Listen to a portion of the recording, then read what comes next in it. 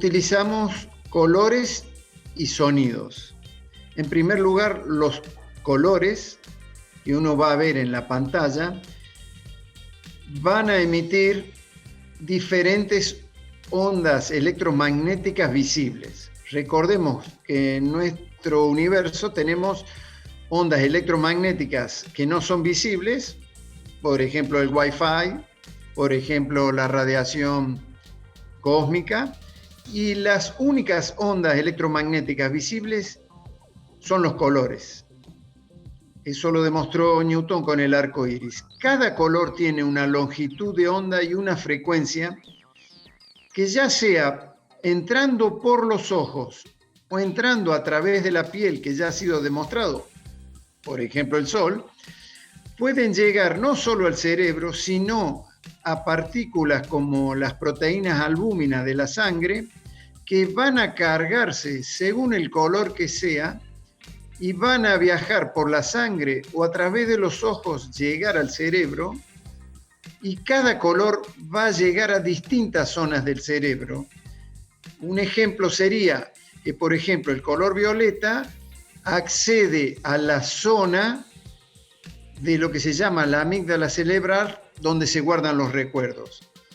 En la vida diaria es muy común ver cómo el color rojo produce una estimulación cerebral. ¿Por qué? Porque hay un aumento de los precursores de la adrenalina. Por el otro lado, por ejemplo, una gama del color azul tiene un efecto sedante. El color turquesa tiene un color, nosotros lo vemos en la vida común, quienes viven en el Caribe o han ido al Caribe, como el color turquesa produce una sedación. El color verde produce una tendencia al equilibrio. Los colores llamados cálidos, como el naranja, amarillo, producen un efecto antidepresivo. Está estudiado en los países muy al norte como Escandinavia, Alaska, Canadá. Existe lo que se llama la depresión afectiva estacional, que es tratada con luminoterapia, es decir, con luz de color azul, por ejemplo.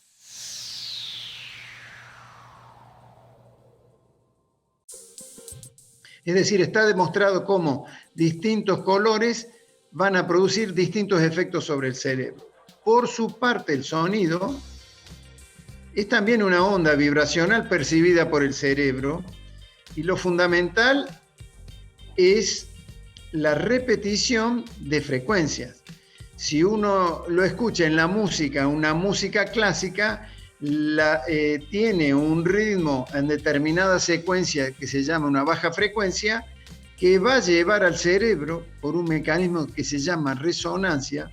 Es decir, el cerebro copia y toma el sonido que va escuchando y lo va siguiendo.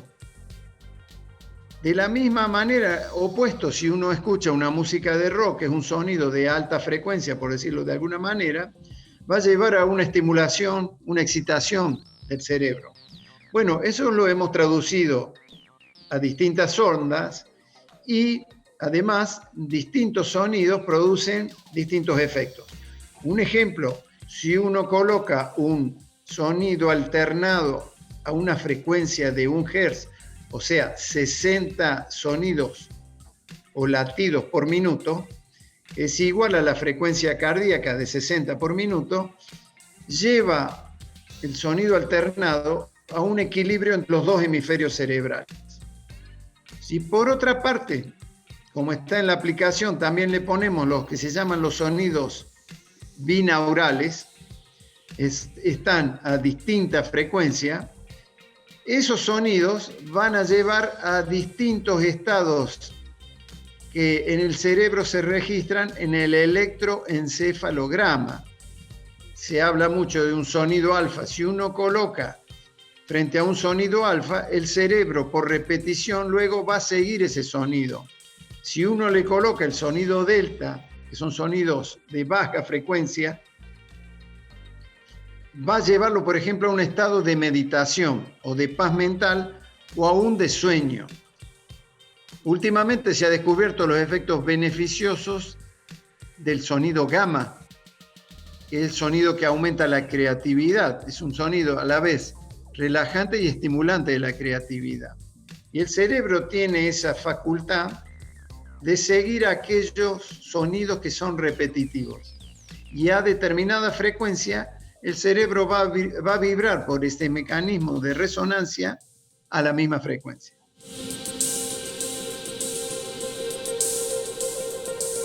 Por lo tanto, va a llevar a un estado beneficioso, va a acceder a un estado de relajación a una persona que, por ejemplo, está en estrés. Cuando una persona está en estrés, está en un estado, por ejemplo, su cerebro, en un estado llamado de una frecuencia beta, es decir, muy acelerada, y uno le coloca una secuencia alfa, que es más baja, más lenta, el cerebro va a pasar a ese estado alfa más lento y de sedación, sin tener que analizar cuál es el problema que lo lleva al estrés, porque este concepto quiero que quede fundamental. Los problemas emocionales se resuelven a nivel emocional y no a nivel analítico. Una emoción como el miedo es una emoción negativa que jamás la va a poder resolver una persona diciendo me tengo que tranquilizar, me tengo que tranquilizar. Lo va a resolver llevándolo a un estado cerebral de relajación, de sedación. Y este es el efecto estudiado tanto por los colores, por los sonidos, guiándolos a través del problema que ha identificado el paciente. E incluso más, hacemos que vaya midiendo cómo la intensidad de las emociones negativas van descendiendo a medida que se desarrolla el programa.